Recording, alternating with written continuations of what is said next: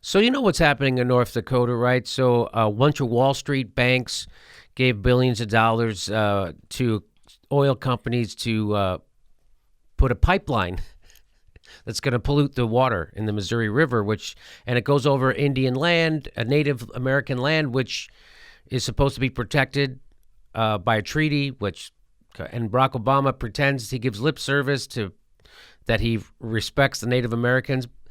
Doesn't give a shit. And so here's a picture, by the way, now that's a real picture. And I saw somebody tweet this out, and they said, if you put that in a movie, they would say that's a little heavy-handed, over the top. But that's real, actually. By the way, tax dollars hard at work. This is America. They got a couple of MRAPs, some tanky tanks, some snipers, got some sound cannons. And all that military force is protecting oil and the donors of Wall Street. That the people don't want them there. They're sending cops from all different states. Wisconsin people who they sent their cops told them, bring our cops back. They told one of their jagoff sheriffs. And so they had to. So that's happening. No Trump needed. No Trump needed. You know what else no Trump needed for? There they are. I don't know if you've ever been maced, but those cops are real motherfuckers for doing that. That's horrible. You know what was happening there?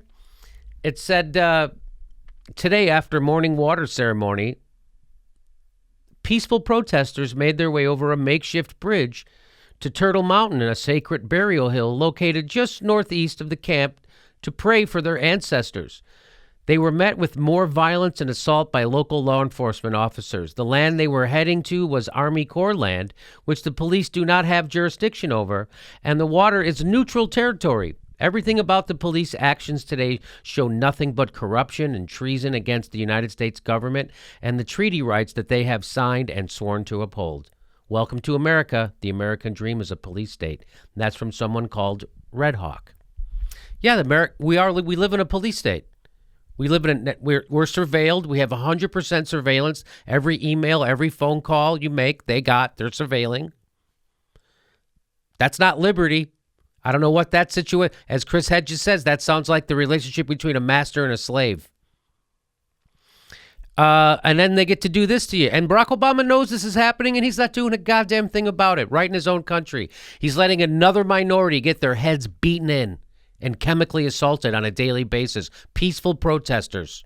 And Barack Obama doesn't give a shit, just like he let the Occupy Wall Street people get their heads bashed in, just like he let those teachers get their unions taken away from them in Wisconsin. Your government has already been taken from you. You're voting Democrat. I have no idea what the fuck you think you're voting for. So there it is right now. Oh, and so it turns out that these cops turned in their badges, according to this is from this has been reported all over, but it came from a Facebook post from someone named Red Hawk over at their Facebook page, Standing Rock Rising. And according to the post, it said there have been at least 2 reports of police officers turning in their badges, acknowledging that this battle is not what they signed up for. You can see it in some of them that they do not support the police actions. We must keep reminding them that they are welcome to put down their weapons and badges and take a stand against the pipeline as well. Some are waking up. Let's go to this one picture again. So look at their faces. That guy's got a gun. He's shooting probably beanbags at these people. They don't have guns. No, these cops look scared for them. Are they afraid for their safety? Not one of those cops are afraid for their safety. But what are they doing? They're getting a kick out of fucking brutalizing people. Look at them. Look at the look on their face. Ha ha! Ha ha! Look at them. He's got the smile on their faces. And look at, they're all dressed up like they're some kind of badasses. These guys are the opposite of tough guys. Tough guys would jump in the water and defend them. You know what fucked up in the head bully pussies do? That's what they do. That's what they do. So the story is that 2 of those cops turned in their badges, and everybody's like, look, there are some good cops. Do you realize what you just said? 2 cops quit. So there's 2 less decent human beings there. The rest just fucking maniacs. So that's what happens with police. There are no good police left on police departments, meaning decent human beings who would stand up to something like this, because they leave. That's what happens. We know this. There's a culture of policing in America. You succumb to the culture, I mean, you go along with brutalizing other citizens and then lying about it in court, or you leave. So even people who do join police departments with the intent to try to do good, they see they can't do good, and they have to leave. So they get weeded out. The good people get weeded out of police departments. Let me say that again. The good people get weeded out of police departments. Go watch the movie Serpico. He just wrote an article last year in Politico saying it's even worse than when that movie was made. He turned in corrupt police officers who were taking drug money in New York. And what happened when you turn in people? By the way, they're all corrupt. He starts to tell people, they shoot him in the face. Another cop. They let him get shot in the face. So anyway, there you go. So that idea of there's good cops out there, yeah, and they get rid of them. And they're gone. So those two guys who didn't want to brutalize, they're gone. They're replaced with two fucking jar-headed maniacs who can't wait to brutalize other people. Especially, they can't wait. Look at them. They're enjoying this. Those guys aren't. You know, and I'm just reading another article, and every piece of propaganda that I read talk about how the tribes didn't participate in the process when they could have. That they didn't show up, that they didn't follow the protocol, that they didn't participate. And then I'm reading this one article there's a fucking treaty. They say many of the demonstrations against the nearly 1,200-mile-long pipeline have turned violent and bloody. At the behest of the cops, of the violent makers. It's not the peaceful protesters. Right. Yeah, so there were some peaceful protesters. We sent out some hired government thugs to beat the shit out of them and assault them. And we're doing it. We're assaulting them. We're putting them in cages. So this is what, and by the way, these guys again, I can't say this enough. They like doing this. The ones who don't like doing this leave. They get a kick. Look at their faces. They're enjoying it. This is who cops are. So this idea that there's just a few bad maniacs that the other guys, no, they're all fucking maniacs. And the few good ones leave.